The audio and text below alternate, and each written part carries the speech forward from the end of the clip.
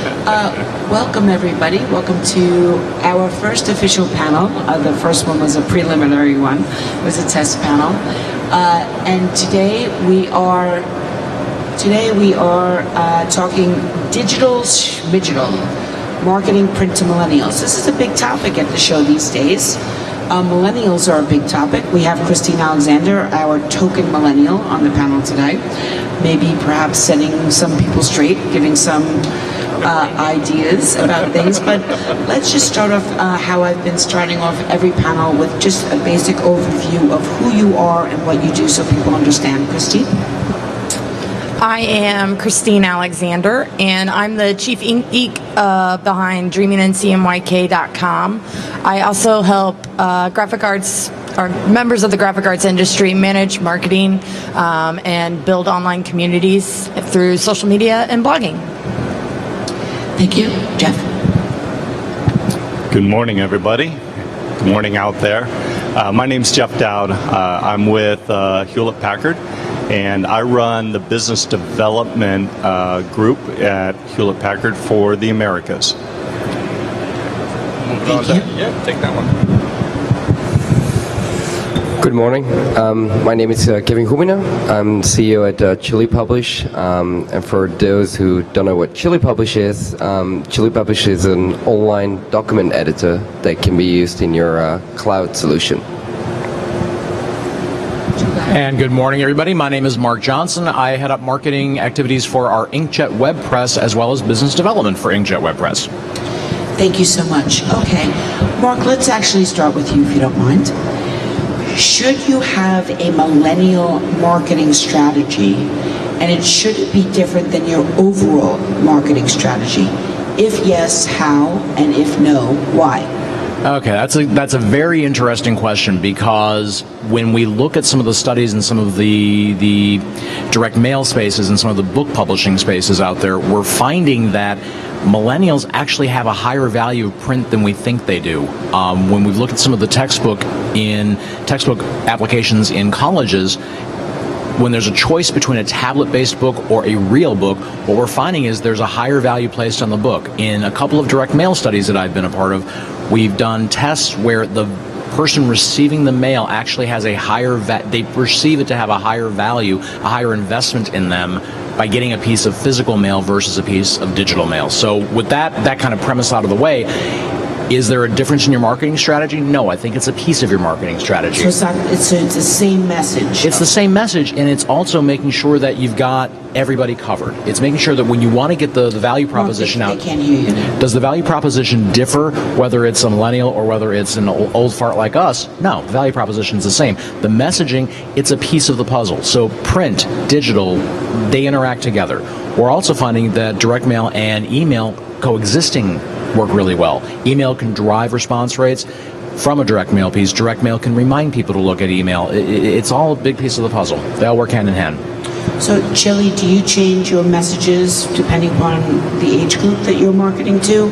And do the millennials need more explanation about what you do, for example? Oh, that's a really good question, actually. I think, first of all, we probably sell more to millennials than we would sell to the older generation. I think especially what we do is the new way of doing business. You know, it's all in the cloud, it's online. So for us, it's very natural to have a lot of marketing via social media.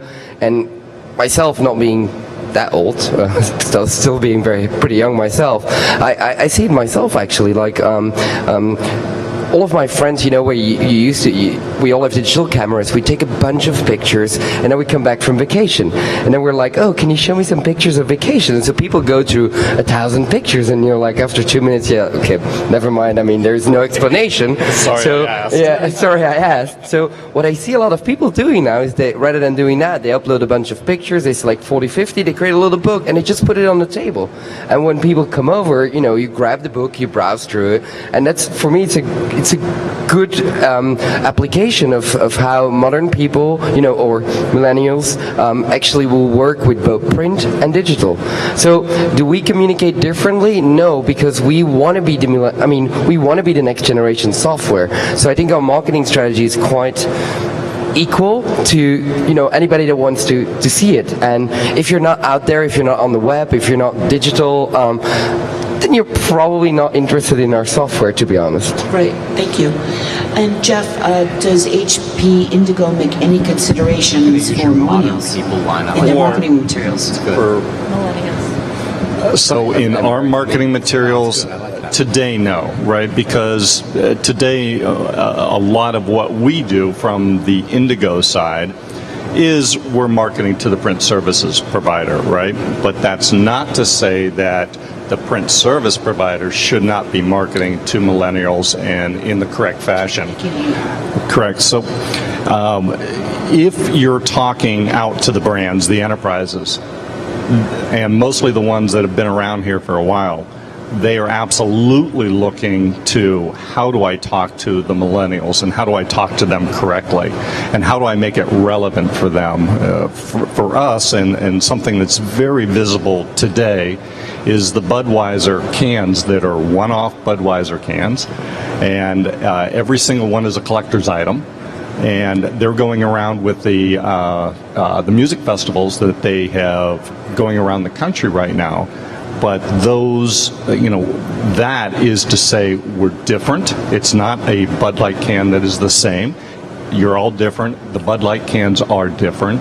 And they are taking the extra step onto social media, onto blogging, onto making sure the millennials are seeing that.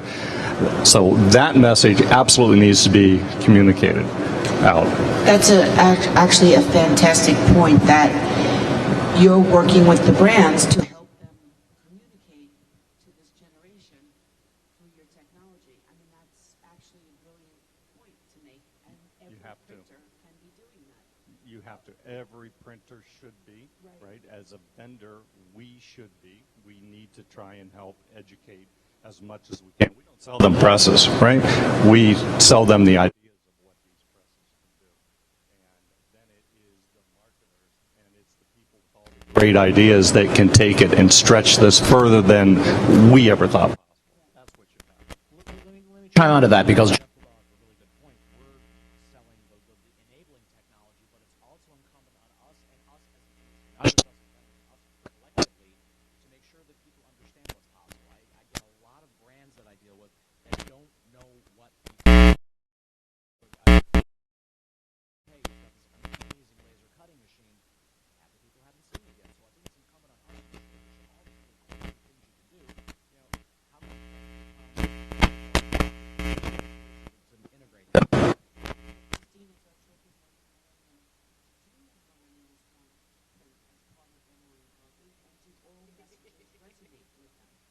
As part of their morning coffee, I don't really know that that's true. But to kind of go off what you were saying, we don't want to be personal because we want it to be personal. We also live in a world where we don't have digital natives. So, there's times when I go home and I do not want to look at a computer screen. I don't even want to look at the I want to have that tactile time. And I know I'm not alone in that, but the personal aspect of it is really how you can start to reach these millennial print buyers, because that's who's now buying all the print, and you have to feed that millennial generation, and So are printers communicating correctly? Yeah, I think there are some that are that are trying to get there, and that are understanding how the personalization can really help enhance a marketing feel. But I would also say that there is some who are lagging. Did you want to answer? Yeah, I think that's very important. We have to, as millennials or new generation, we have to, and especially the printers, have to understand that some business, for me personally, doesn't work anymore in print communication. For example, news. News is something that's too lively. It gets changed every minute. You want to get the latest news, and we have the modern means to do that. But when on a Sunday, we still want to take the time to look through something. We still want to be valued as a customer. to get a nice direct mail piece because we feel special. Personally, I got invited to an event a couple weeks ago, and they took the effort to really make a personal invitation. I probably process 500 emails a day. If you would have sent me that by email, chances are very low that I would actually attend it. Now I'm going to attend that event because I felt special. They did the effort for me and my partner to invite us. They had our names on there. It looks nice. They had a special program that they actually digested from my interest that they know about me. They know what I'm interested about. So they made that special little program, and it was a perfect evening, so I subscribed. And I think that's very important. We shouldn't try to keep on to what we knew 20 years ago and try to keep pushing that, and just look at what we can do and where we can make a difference, and then we'll get a premium price from that. Look at what BMW does. BMW is probably one of the best direct marketing companies in the world, because every time you stop in, you get into a BMW point of sale store and you ask or you do a test drive about a specific car, you can be sure that next month you'll get a special magazine that is talking more about that specific car than any other car. So they're personalizing it by user, and I think that has a lot of value, because you feel appreciated as a customer. Oh, they thought about me. They sent me this really good-looking magazine. Right. That's a fantastic point. Thank you for sharing that. Let's go back to Mark, if you don't mind. In some instances, millennials hold very senior positions, like Mr. Chili there, and have exorbitant marketing budgets. Think startups and tech companies, for example. How does a printer make a case for print with this mobile generation? Although I think we're doing pretty well here. And do you provide any assistance for your customers in this area? Oh, that's a good question. I'll give you an example. Something that usually shocks people when I talk about it. Do you know who one of the largest direct mailers is in the country? I do. It's Google. And you can't get more millennial than Google, right? That's a company that, well, they're 18 years old now, so we're all dating ourselves. But Google is one of the largest direct mailers, and the simple reason is they need to communicate important information to their AdWords buyers, to the people that are actually paying for Google to exist. They need to tell them what their AdWords are performing, and they need to do it. And this is for the younger generation that's in charge of the companies that are paying the money for AdWords. They need to give somebody a reason to keep the contract going, to keep spending more with Google, and they do that by sending a very, very high value, odd-looking direct mail piece that can be shared around. And the idea with it is to actually, here's how your performance has been on your particular product line. Take it to your boss, take it to your other people, share the information. There's no easier way to share information than to pass a piece of paper around, especially when it's colorful and on a nice paper stock. So that's one example. When we're talking to younger people that are in senior positions, it's so much easier to be able to take that piece of paper inside of a book, inside of a nice folder, inside of a tactile piece, to share that around, because that's how ideas go. They have to be shared. They have to be socialized. And what we do as HP with our customers is help them with stories, help them with success cases, help them with those physical ideas that they may not have thought of. And I just want to follow up with something with you. Are you helping or suggesting that any of your customers are integrating print with digital technologies, or do you stay out of that? No, I'm not going to tell them how to do it. Actually, a lot of our customers are doing it on their own already, because the idea of just mailing something or just doing a piece of print and not having a digital component to it, I think everybody's past that now. And if they aren't, I got bad news for them. It's all integrated marketing. All marketing is integrated now. And there are digital components, there are print components, there are broadcast components, there are video components, and the smart people who are building campaigns think about all those touch points. And we show examples. We've got virtual reality software. We've got all sorts of things that we can show people to give them ideas and inspire them. And I just want to skip to Indigo for 1 second, and we'll go back to you. So, going back to something you said before and what we're talking about right now, most of the time, there are a lot of instances where there will be someone who's not a millennial who is writing that check. Are you actually, could you lose customers because you're integrating too much technology? Or are these targeting millennials, do you think? Do you think it's targeting millennials this way with integrating media, or do you think it's at this point everyone's doing it? So, not everybody's doing it, right? Not everybody. But as you said, there are groups that are getting very, very good at it, right?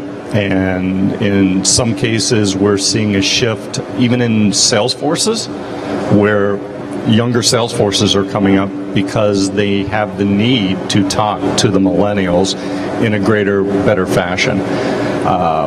All of this and all marketing, and anyone truly from marketing is tasked with a very hard ROI today, a ROMI, right? You have to prove it, no matter what you're doing, whether this is an online presence, whether it's fully integrated, whether it's print. If you don't have that, it's probably not going to get done in today's world, right? But now we're talking specifically about millennials. And millennials, at least in my view, is tell me something that's going to help me, that interests me, that is relevant to me. And if you can do that, I'm probably, as you said, I'll probably give you the information, I'll probably give you the details, I'll give you the time of day, and it's much greater than a second or 3 seconds of looking at a direct mail piece. It's longer now.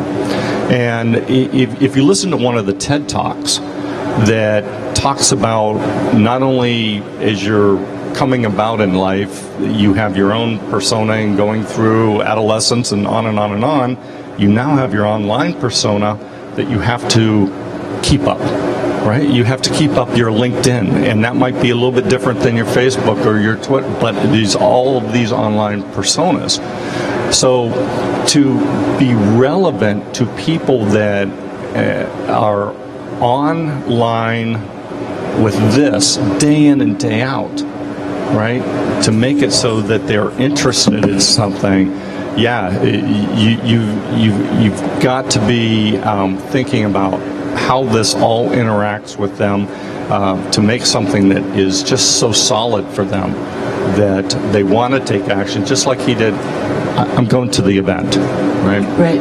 It made sense to me, and it could be I'm going to buy something.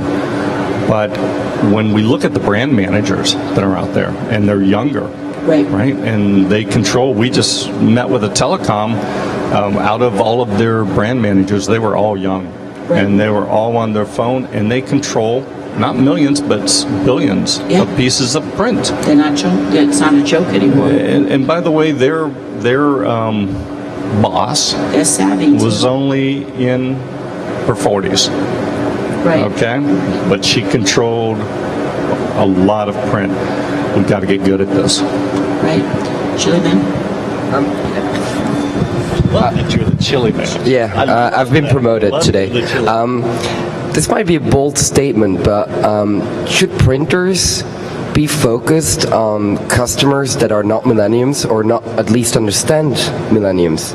I mean, today the most successful companies in the world are disruptive companies. Look at what Uber is doing. Uber versus taxi drivers. Taxi drivers will try to fight them for a couple of years, but they can never win. It will be Uber that wins this because they were disruptive. So today, if I want to go prospect there as a printer, who would I be focusing on? The old traditional taxi companies or on the Uber of this world? There might be multiple Ubers, and I think that's really important that you at least understand what a millennium is, so that you can speak their language and that you can find a combination of everything. It's not about just doing one thing. It's about being disruptive. And today, I think young people, they still care about print. They care because they value it. But what's very different today is that they want to be part of the process, and that's exactly what we tell our customers with our software. Is that we can cut the middleman.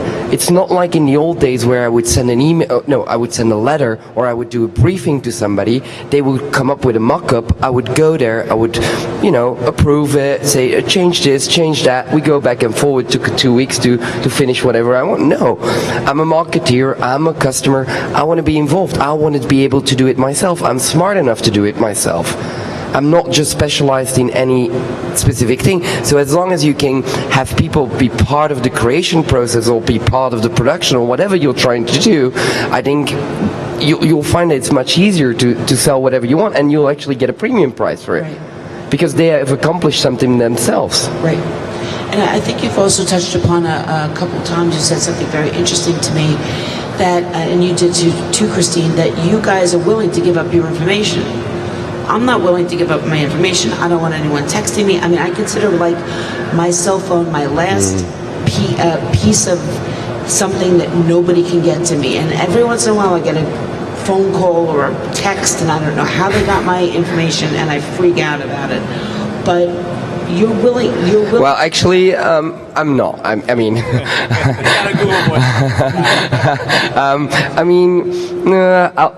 like if we're talking social media, like, you know, my Facebook is very private. I maybe have 100 Facebook friends, and those are, you know, you real friends. Yeah, real friends. Business does not go on Facebook. I use LinkedIn for Facebook. But I'm saying, like, when you get that piece of direct mail, that invitation that's personalized, and you said that it touched upon certain things right. that they knew about your interests. But it's because because it was, again, probably it was related to my public life, and I think that's just important. Yes, but, that's what I'm saying. Even if I got something in the mail and it was like, okay, we know that you like doing this, and I'd be like, how the hell do they know that about me? Like, I'd be well, because you Googled. Well, that's what I'm saying. You guys don't view that as an intrusion. Maybe I'm saying it wrong. Maybe it's a falsehood. I think there is a line. If you're gonna text me an SMS message, I'm gonna be not happy with your brand and not interact with your brand anymore. Especially if I didn't opt into it. There's a line that you have to be careful not to cross, because you can get creepy. The goal of personalization isn't to be creepy, it's to make it more relevant. And, in terms of, the thing that I love about personalization is I don't want to do the hard work. I don't want to go into your store and shop. I want you to know what is important to me, and I want you to play off of that. And that you want your time saved. Exactly. Yes, but they're getting that information by looking at your credit cards. Exactly. I mean, you don't care. No, I mean, it's collected. It's collected, and that's, I've just grown up that way. But you're right. It's native. They have it anyhow. Right. They have it anyhow. It's just how you use it. So go ahead. I'm sorry. But, you just got to get creative. Don't creep me out. Like, instead of, like, saying, hey, I noticed you bought this, how about you just, send me something that complements the product that I bought. So say I bought some sneakers that were blue. Show me some products that are blue that would match my shoes so I don't, look terrible. Well, I mean, you said there's a line, right? And I think we've all seen the story that was in New York Times a couple years ago about Target making the big mistake. Don't creep me out was the title of the article. And it was, because you bought A, B, and C, we know you're pregnant. Well, that's not something you really want to tell the customer if they don't know it yet, or if their father doesn't know it yet. So, yeah, there's a line in our zeal as marketers to look how much we know and what we can do with it. We have to be conscious about that, because don't creep me out is a real easy rule. Yeah. And I don't think people think that through all the time. And I think that making things relevant is like, if I'm going to a hotel in Chicago, show me some, Chicago monuments or something about the city that I'm going to. Exactly. Travels or tours. Yeah. I mean, you don't have to be creepy about it. You just got to make it relevant to what's going on. The internet has that right. I mean, if you search airfare for Chicago, the next 20 times you go on the internet, there's something about Chicago there.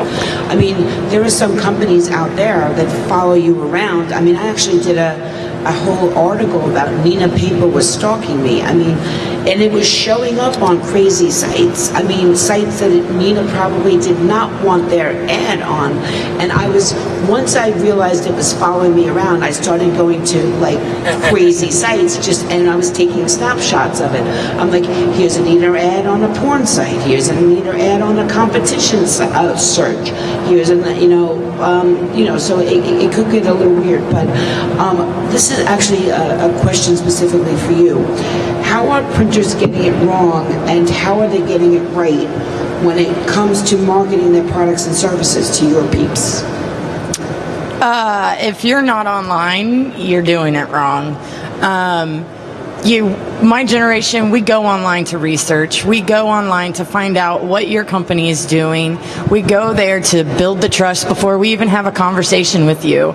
If I get a message from Joe Schmo at a company I've never heard of, I'm going to go and I'm going to research the crap out of that and figure out who you are and if you're really worth my while to talk to. What was it again? How are printers getting it wrong and how would they get it right when it comes to marketing to their products and services? You know, we do live in a digital age, so you gotta be building and putting content out there that's going to build that trust with your customers. Establish yourself as a thought leader. Share other people's stuff. This is the online world in particular is a very collaborative community. My favorite thing in the world is seeing all the big brands on social media like Xerox and Canon and HP. I love seeing them interact with one another because we all are all in this together, and we've got to educate our customers on how the evolving technologies can benefit their.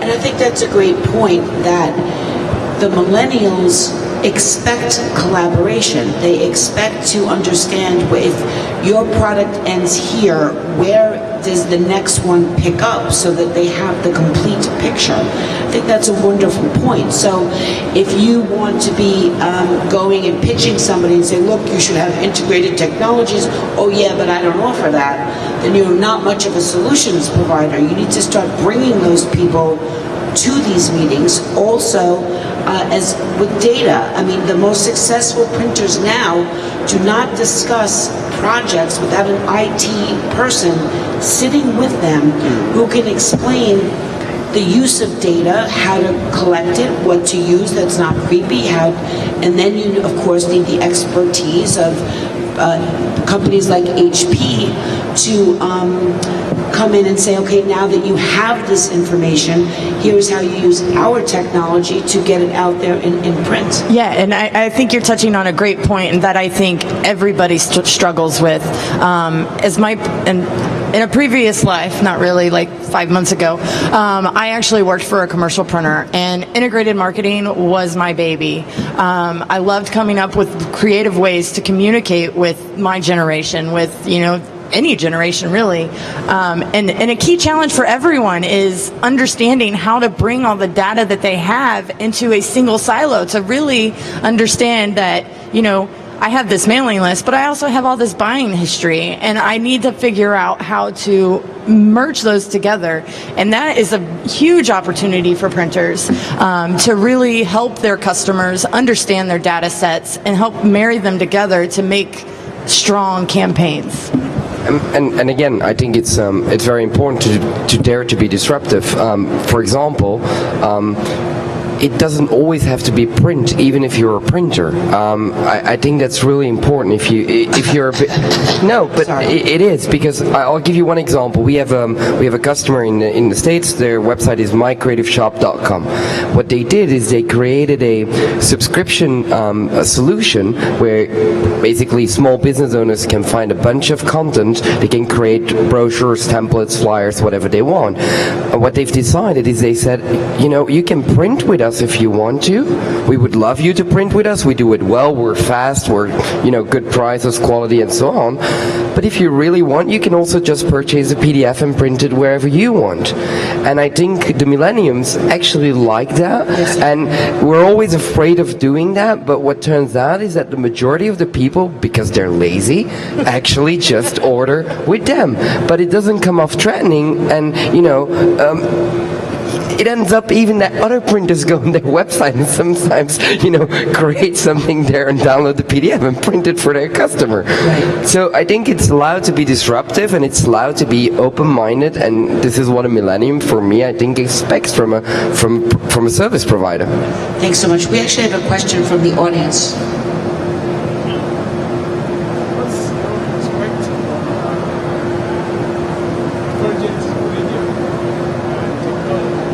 What kind of media, sir? Convergent media? Convergent. I'll leave that to the experts. I don't even know. Can anybody hear? So converged media, you're talking about like virtual reality, augmented reality, that kind of stuff. Yeah. So we have a product. Thanks for interpreting. Say about that. Yeah, exactly. I think we'll go right down the line with that because I think we've all touched it. Mark's our technology interpreter. So we've got within HP. I'll talk about our stuff first. We've got within HP a couple of different products. One is called from our autonomy group. It's called Erasma, and another one's called Live Paper. And we've dabbled in it. And what we found, one of the best examples I've seen, and I keep going back to books, and I'm sorry about that, but this is a great example, a science textbook where you can actually, there's a lot of information on a page, right? But if you take your phone or your tablet and go over that particular graphic element, all of a sudden now you see the biology and the bloodstream flowing, and it takes to that next level. So that's why we like the phrase live paper for, because it takes print, which starts the thought process, and takes it to the next level. Or another one that I like is a direct mail piece that was for wedding registries that Macy's tried out. So you get the card that someone's got a wedding coming up, and here's the save the date. And by the way, if you put your phone over the picture of the happy couple, it takes you to the wedding registry at Macy's.com. So all of a sudden, you've now got the ability to take a piece of mail and not just send someone to a website, but actually take them by the hand to the website to complete the next step. Register for a party, buy a gift, whatever. That's converged media. There's a lot of excitement about that. Yeah, I think with virtual reality, right, QR codes, all of the different tools, we have a lot of tools today. One thing for the brands, right, it's millennials and the brands. For the brands themselves, having this convergence allows them also to do some things that probably from a print perspective a lot of people don't think about, but one is track and trace, right? It's counterfeiting. It's being able to use the technology, the virtual QR codes or pieces with scanners to say, is this counterfeit? Should this book be remaindered? Or if you look at, I believe it's some of the razor blades on eBay, right? Like Schick is saying that roughly 80% of those are counterfeit. Okay, they're counterfeit. So how do you know if these things are real? And part of the convergence of the technologies between print and the technology that's available allows our brands now to track that. It's just another aspect that makes print so great. Okay. I do want to add to that a little bit, because I like all these campaigns about virtual reality and so on. But let's be honest, it's okay for the Macy's of today. They can afford that kind of campaigns. I would look at it a little bit different. Like I think 3D or visualization online is very important because it allows you to, not that huge brand owner, but the medium-sized brand owner, maybe to convince to invest in a little bit more expensive print by showing them better what the product is, how it works. I'll give you one example. A very traditional label market, label production market, very traditional market. What we see there is that a lot of these label converters are now taking the move online.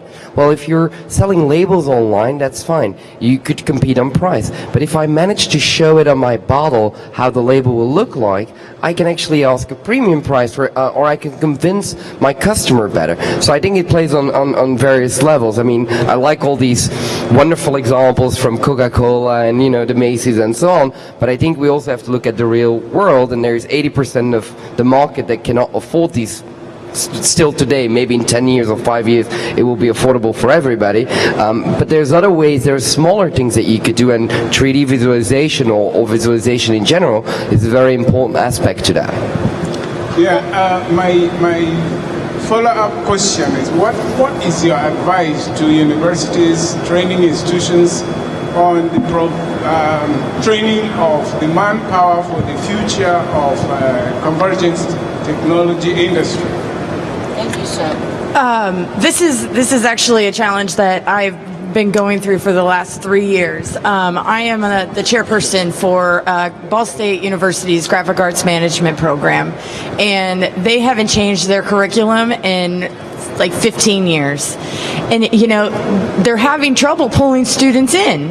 And that is because the tech is what they need. They need that. It creates that excitement. It makes print sexy. It makes you want to figure out how you can engage with your audiences across all different media. You know, there's 3 millennials sitting over here with their phone in their hand. You know, you've got to figure out. Pictures of that. But like, this is how a millennial watches it, listens to it. yeah. Probably buy a new dress for the weekend. I know, that's what I'm saying. They are tweeting about it, just so you guys know.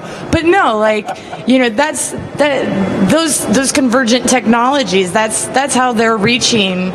That's how you're making your print that much more valuable. You're adding, you know, videos or stories. You're extending your story past the page and making it engaging. And that is all that the world wants these days, is engagement.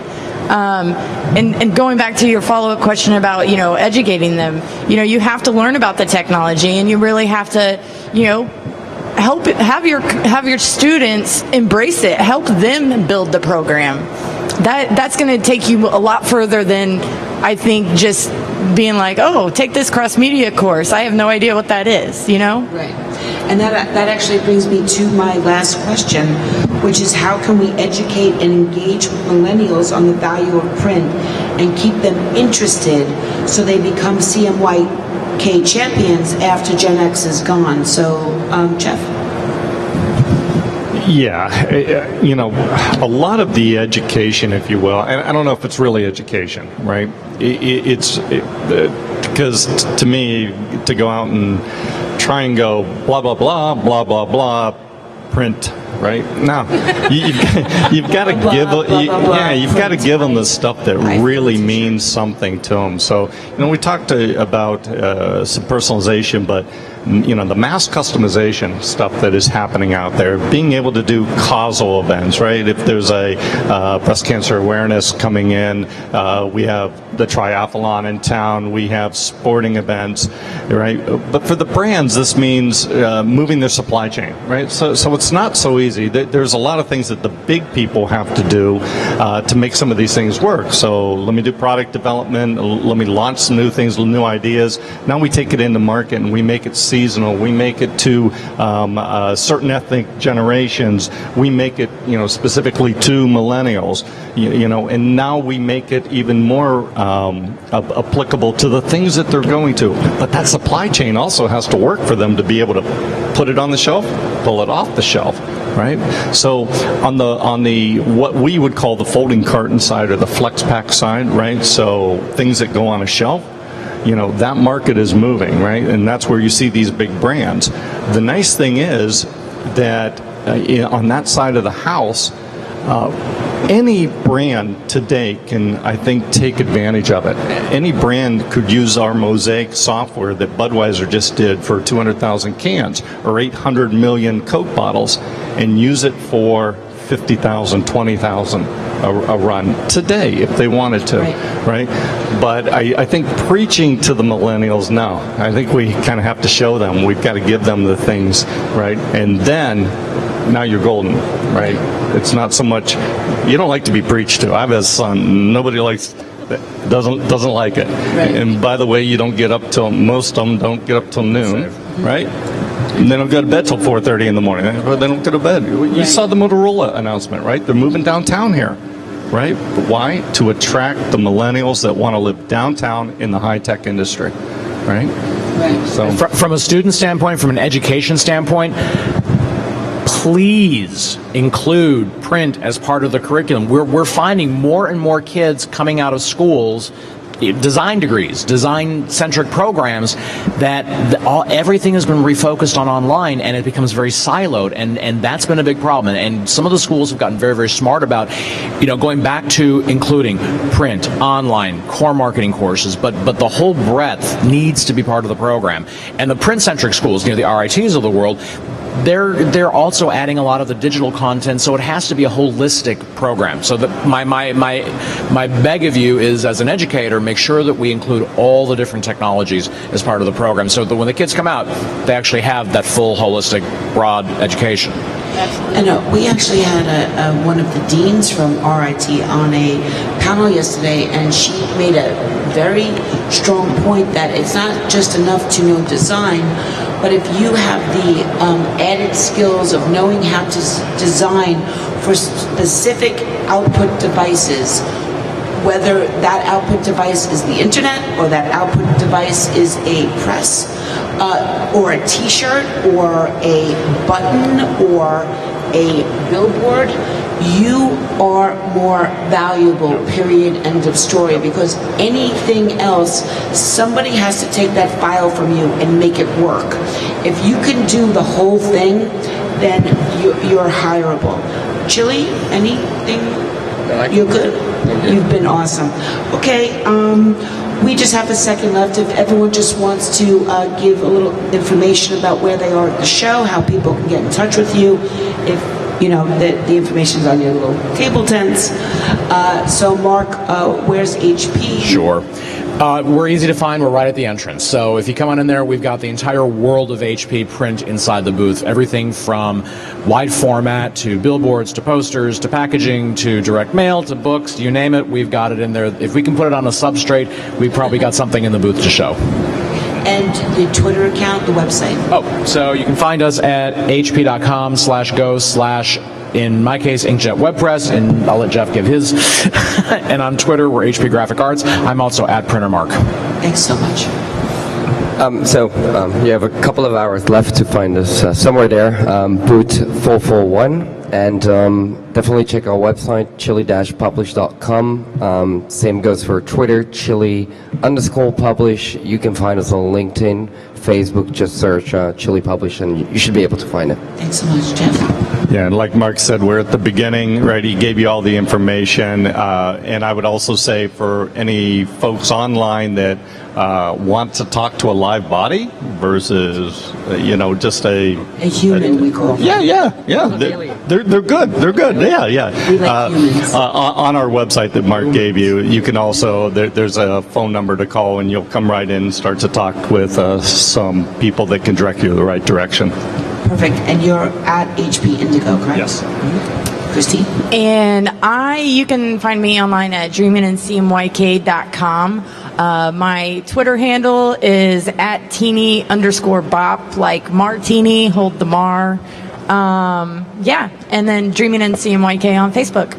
Thanks everybody so much. Thanks everybody out there for paying attention. Everybody on live stream, really appreciated it. Have a great last day of the show. Thanks so much for joining us. Thanks, Dad. Thank you, guys. Thank you. Fantastic. It was awesome. You do a good job leading a panel. Thank you.